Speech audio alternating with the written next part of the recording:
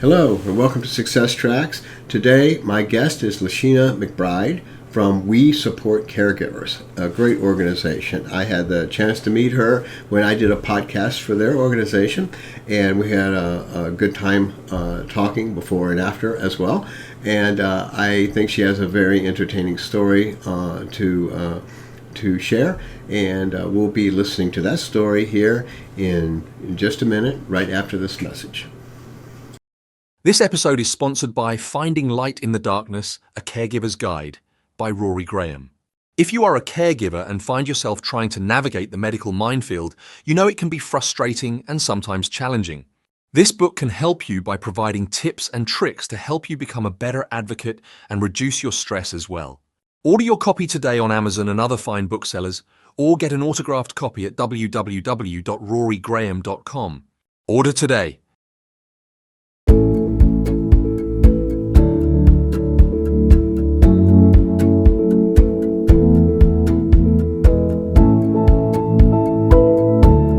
Welcome, LaSheena. How are you doing?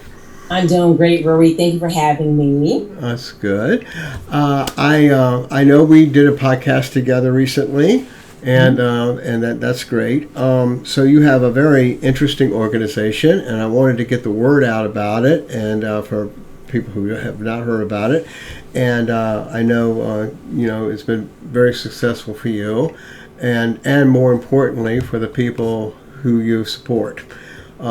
So I wanted to I know that it just doesn't happen overnight. So, no, it doesn't. All right. So how about you just start anywhere you want to and talk to us about how you came about doing this, and we'll start with that, okay? Okay, so yes, I am LaSheena McBride. I'm the founder and CEO of We Support Caregivers Incorporated.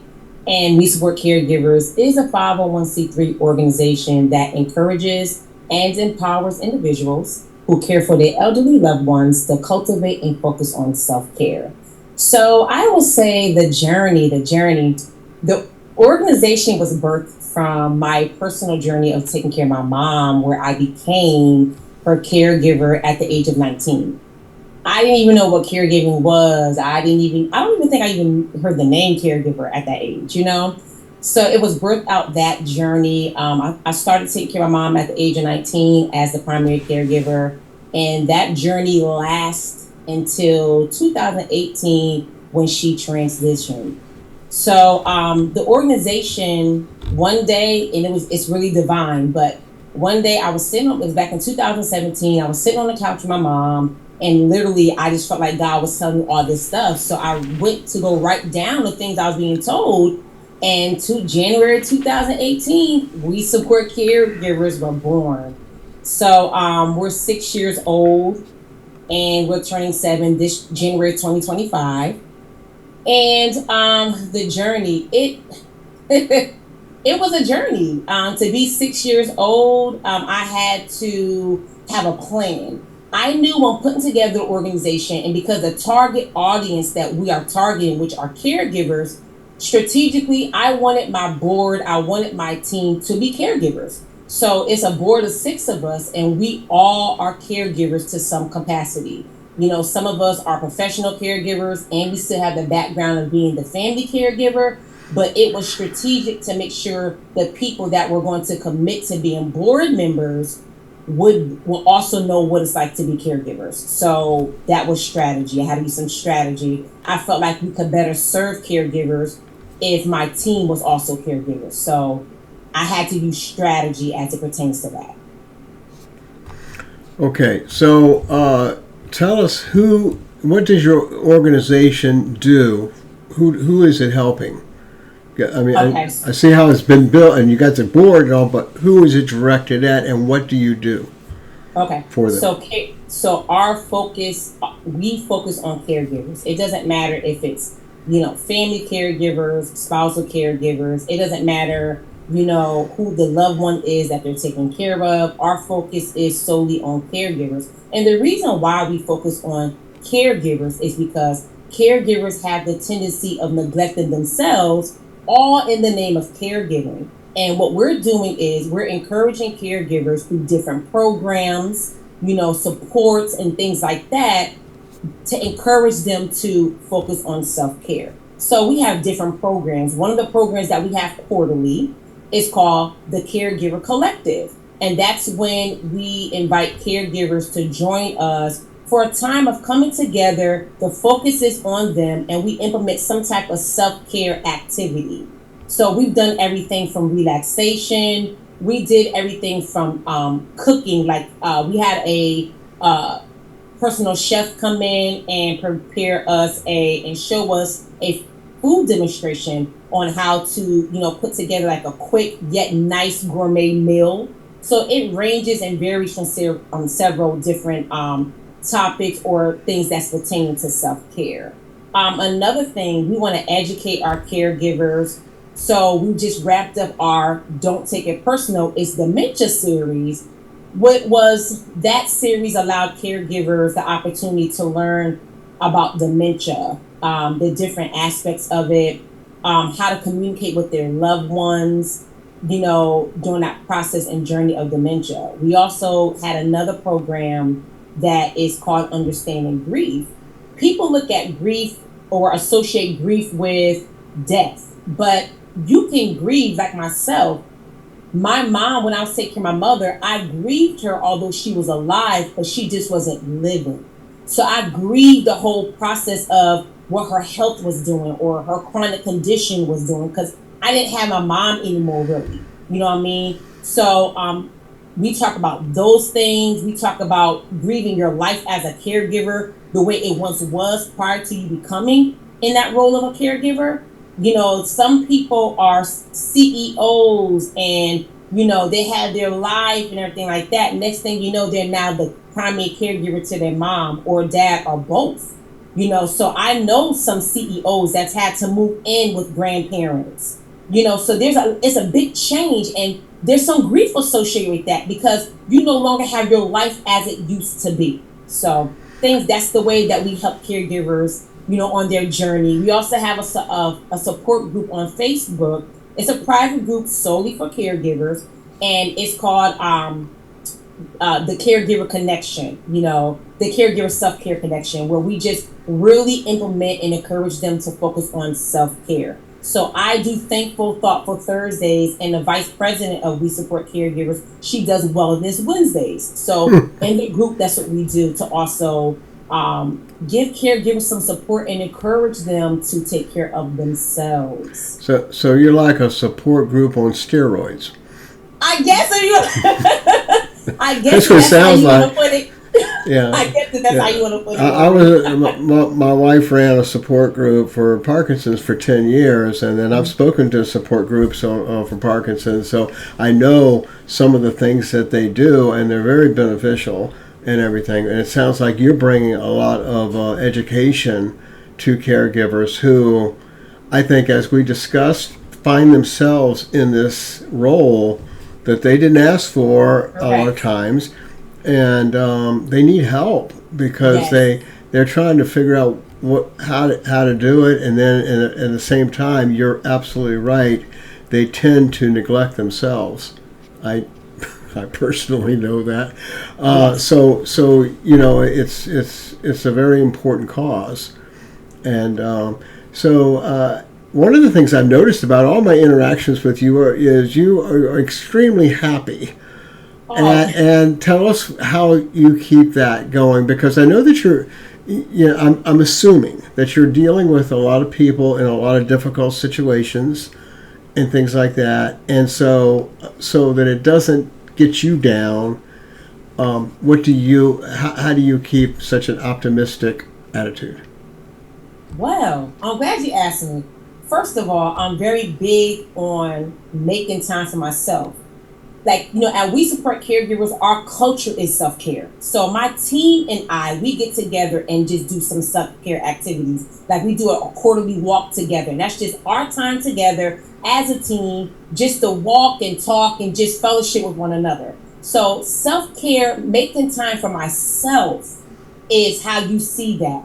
Also, spiritually speaking, I am a believer and follower of Christ. So my relationship with Jesus Christ is the key to that, because the joy of the Lord is my strength. So I'm not, happiness to me is based on what you have. but the joy of the Lord is deeper than that. And that's not based on what you have. That's based on who he is and your relationship with him, and you know who he is and what he can do for you and the way he loves on you. So it doesn't matter what my circumstances are. It all matters about my relationship with Christ and knowing who he is. So I would say that sums it up, how I keep the happiness, the optimism, my relationship with Christ Jesus, and, also making time for myself.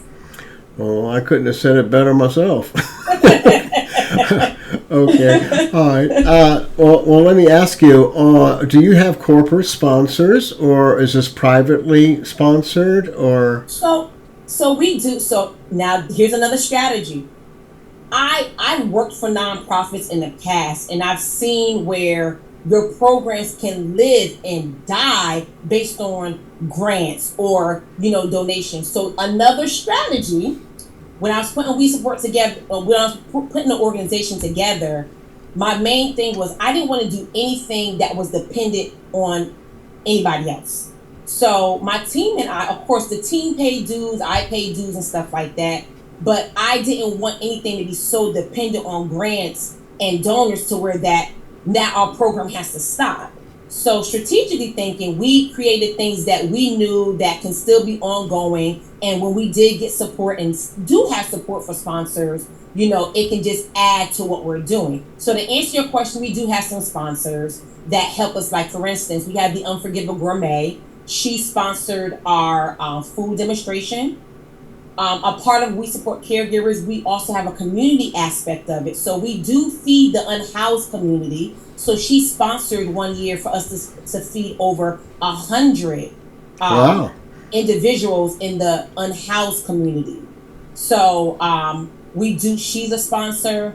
My dentist, Downs Dental Care, she's been a sponsor. Well, when we fed the unhoused community, I said, hey, we want to give, hygiene kits. So she sponsored the toothpaste and the toothbrushes for us to help with the unhoused community. Let me see who else we have. We have, so we have two other chefs that also contributed to our feeding of the unhoused community, because just in July, we packed meals to hand out to the unhoused community. So we do have different sponsors, but my core thing is I never wanted us to be so dependent on sponsorships that if we don't have a year when we have enough sponsors, then what we want to do for the community or the caregivers, that has to stop. So it was some strategy revolved around that. I see. Okay, so now, a lot of people try to do what you're doing, maybe not with caregivers, but with other organizations, and they don't succeed. And I noticed that you seem to have taken a lot of time to plan this, because you keep saying, and when I was planning, but I don't want to put any words in your mouth. What do you think is maybe 2 or 3 key things that made the difference in you being successful with this?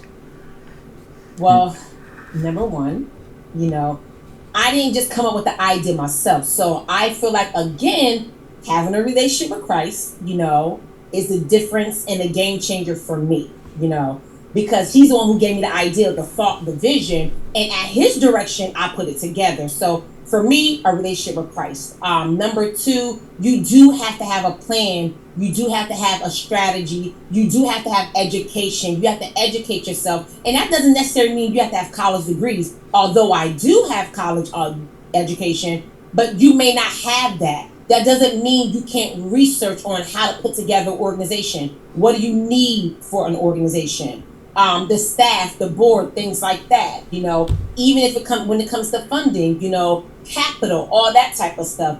Have a plan. Do some research so you know the direction you're going in. You also need to know your target audience. We knew we wanted to support caregivers, so you have to do your research on that and their needs, and the different areas that you can help whoever your target audience is. And then I will also say, know what you're bringing to the table, knowing how you're going to help them, or knowing what solution you're bringing to the table for them.